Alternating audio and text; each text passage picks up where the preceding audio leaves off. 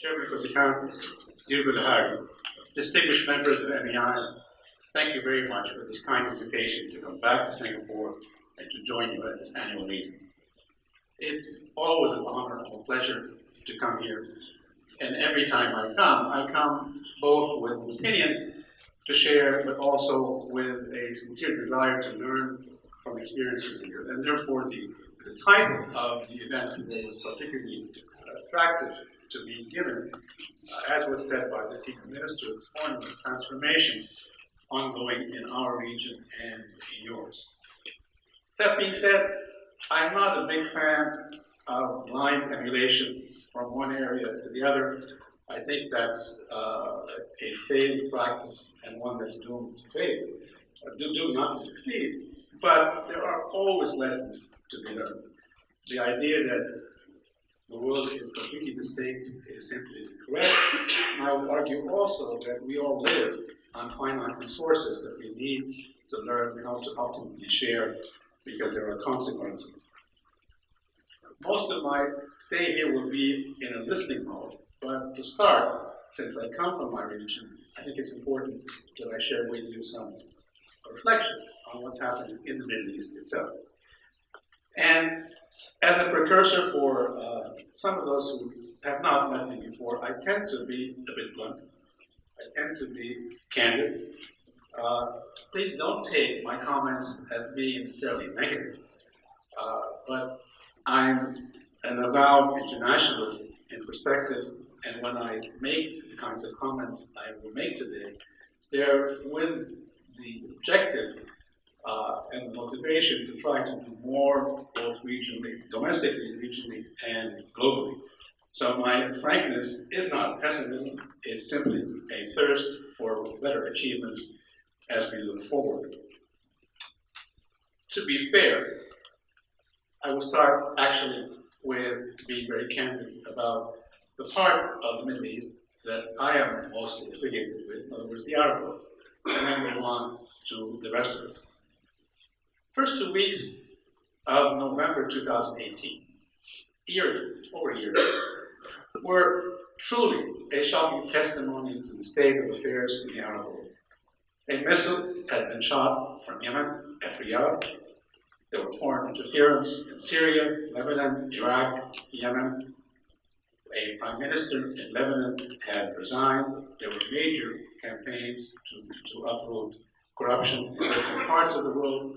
Terrorist attacks were still happening even in my own country, in Egypt, and Libya was completely lawlessness. In effect, what we're seeing here was the breakdown of the nation state.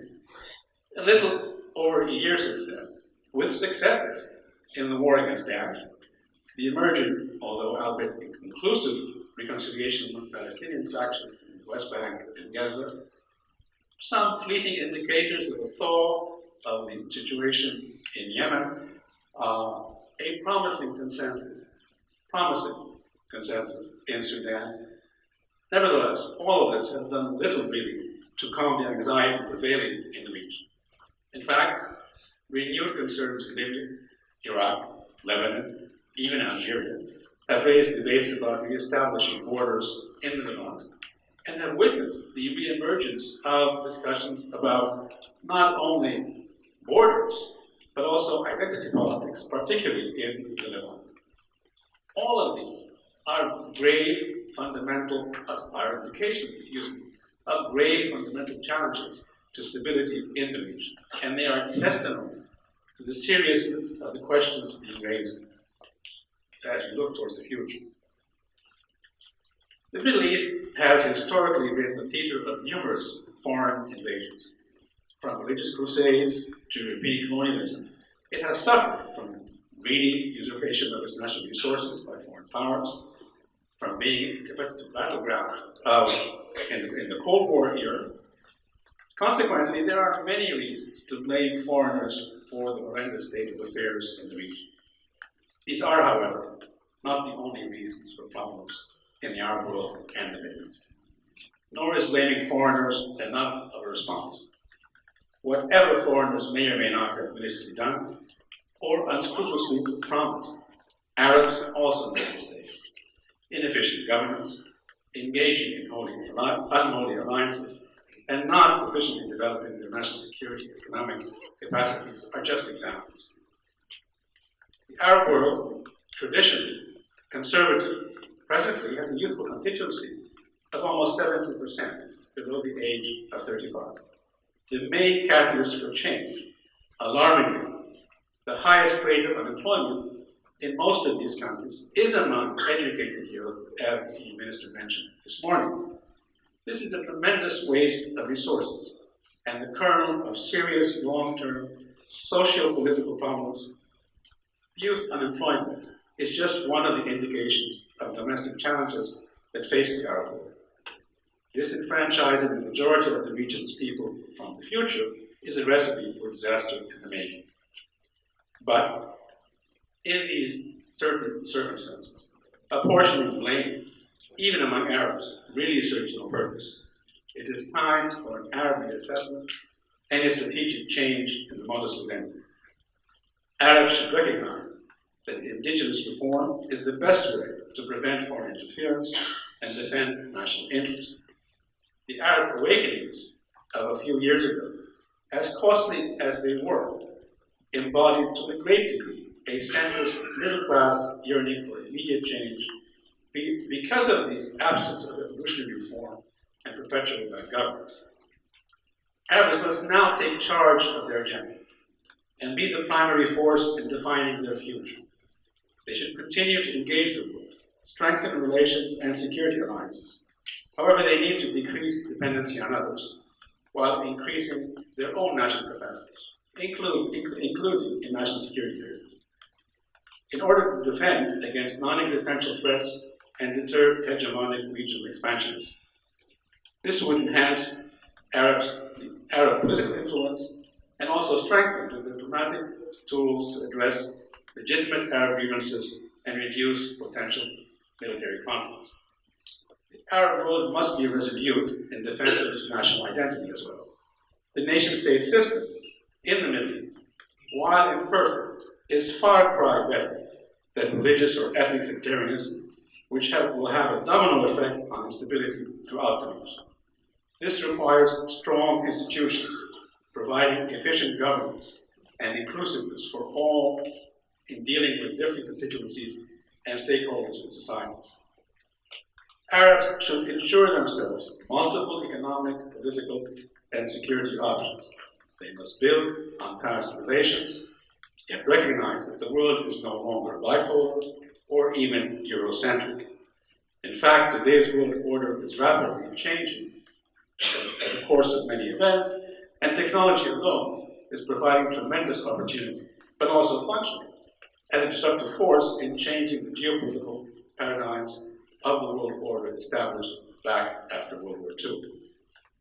The Arab world must confront regional hegemonic attitudes and the legitimate occupation of Arab lands, insisting on the respect for national aspirations, statehood, and the sanctity of sovereignty. Tactical approaches or transactions providing short-term redress may appear attractive, but they are not sustainable and will ultimately fail.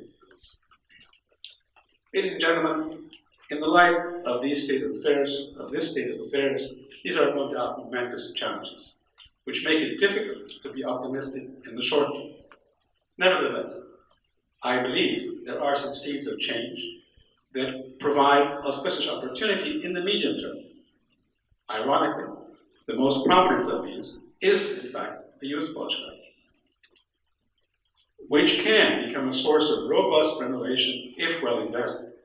Another is the increasing recognition by peoples and authorities that they need to be proactive with all challenges this brings to the fore. Excuse me. Thirdly, is the emerging economic realism, which is a recognition of the need to live within one's means, as well as the shift from resource to value-added economies, which is emerging, without which a sustainable development program will never meet demand. Fourthly, is the significant investment in infrastructure projects that are the cornerstone of traditional economies and regional cooperation. This is particularly evident, but not exclusively so, in North Africa. If we are to move forward. Arab countries individually and as a group must think and plan strategically in order to face up to existential foreign and domestic threats to their sovereignty and security, but also in order to seize opportunities for exponential growth and sustainable development. It is high time for Arab leaders to lay out their vision for the future of inter-Arab relations, as well as on how they will engage non-Arab members of the Middle East on the important opportunities and challenges prevailing. And last but not least, on how they will provide for better domestic governance for their own people. In essence, if it is to remain politically relevant, the Arab world cannot remain complacent or reactive about the future, be that in domestic, regional, or even global affairs that have implications on the Middle East. Ladies and gentlemen, the non-Arab Middle Eastern players have also witnessed their challenges and transformations. In this, I specifically mean Turkey, Israel, and Iran. Some of them have to determine whether they want to be Middle Eastern states, in fact, or extensions of the West living in the Middle East. Others have issues of identity and whether they want to be a secular society or otherwise. Each one has their particular set of questions, but they share them as well. There are, of course, other issues as well. I would argue that in all of these cases, pursuing policies that are a reflection of a balance of power are short-term mistakes with long-term consequences. I would argue that incursions in territories of their neighbors are violations of international law, whatever the explanations are given. I would also argue that trying to pursue regional hegemonism beyond your borders is a recipe for continued conflict in the future. And finally, I would affirm also that occupation is a situation which will never be accepted if you're really trying to pursue for peace and security among nations within the borders of within the Middle Eastern region. These three countries need to look at their policies and ensure that they pursue their legitimate aspirations in collaboration with their neighbors, with everyone pursuing and respecting neighborly relations. The situation in the Middle East, ladies and gentlemen, is, as I said, beyond doubt, of serious concern. And we all share a part of the responsibility in where we are, although maybe to different degrees. But I would bear to add here that as difficult as the situation may be, the responsibility for threats to international order, which reflects our region, an international order based on free, fair, and transparent norms, also, and even more so, falls on the shoulders of the 500 members of the Security Council, which is the body most responsible for the preservation of peace and security. And I would say openly and candidly, I look at with considerable regret that the major powers have tended to apply these norms subjectively and on a piecemeal basis, depending on what is politically expedient.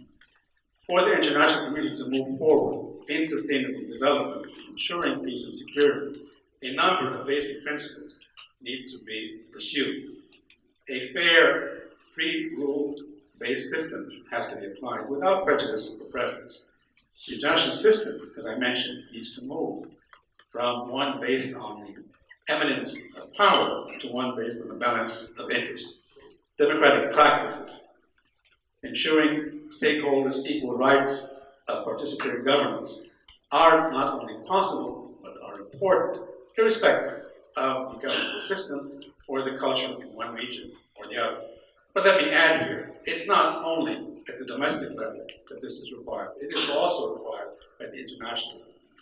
And finally, on this point, diplomacy in different disciplines and domains should once again become the primary tool for the resolution of conflicts and responding to aggression.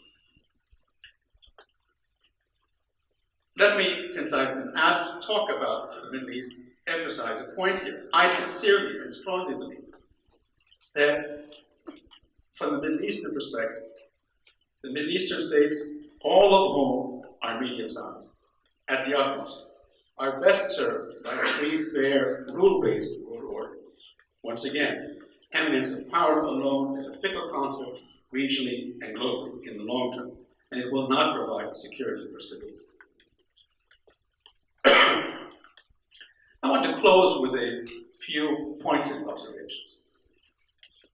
The first point is many of the problems of North Africa, many of the problems of the Middle East from North Africa from the Atlantic to West Asia and to the Gulf are in essence those of bad governance, be that domestic, regional, or international.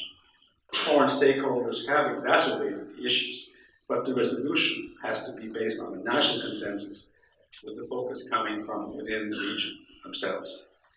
And as we do that domestically, it is important in our choice of policies and parameters, it's important to take into account that our domestic consensus should not have implications that go beyond our borders, because those will ultimately bring in opinions from beyond the region. There's no question, as one looks at the region today, that the situation, for example, in Lebanon, is a seriously complex, delicate situation.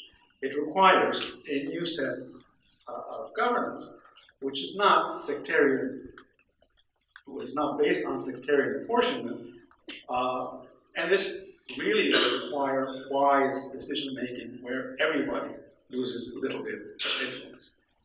Syria and Iraq have seen military violence subsiding, but it's far from becoming a stable situation.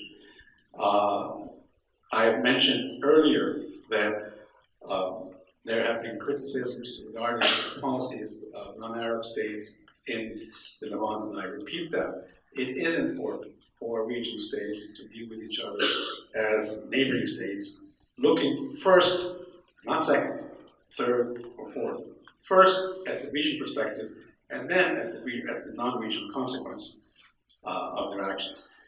Yemen is a case of overlap between domestic, regional, and geopolitical interests, and it's a very complicated situation, but one which, in fact, could be the beginning of a solution or further exacerbate very difficult regional competition. Finally, let me emphasize again, these differences are not about real estate, but about different narratives, national identities, and national rights, and they need to be looked at fundamentally. I'm going to close with points, one of which at least was raised by the senior minister this morning.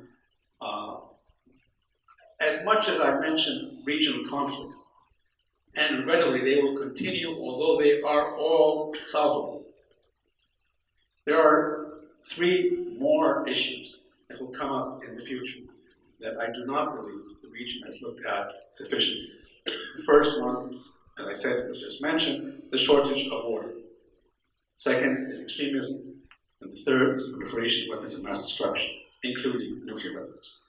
The lack of sufficient fresh water in Africa, the Levant, and the Gulf area, and its distribution among different communities is grossly under what is required, and frankly unfair in its distribution. Climate change will only make this more acute and become and have its consequences on agricultural output and requirements. And this very quickly could become a conflict area. Extremism, violent or otherwise, is a cancer that fuels hatred and incompatibility. States in the region and beyond need to work on this issue. In an era of globalization and connectivity, there are no borders to contain inputs or consequences of this. And finally, if you look at the region and the figures on weaponization and arms procurement, it probably has the highest rate of arms procurement in the world in comparison to its people and the number of countries. At the same time, the level of insecurity in the region has increased rather than decreased as this has happened. This will continue if you don't have resolution of the political conflicts, and it will continue if there continues to be a national security imbalance between the nations of the region. So I would argue that either we address our political differences and try to find security in a rules-based system, or regrettably we will find a region that will continue to fuel itself, wasting resources on armaments in order to ensure a modicum of security, the consequences at the expense of the future. Thank you very much for your attention.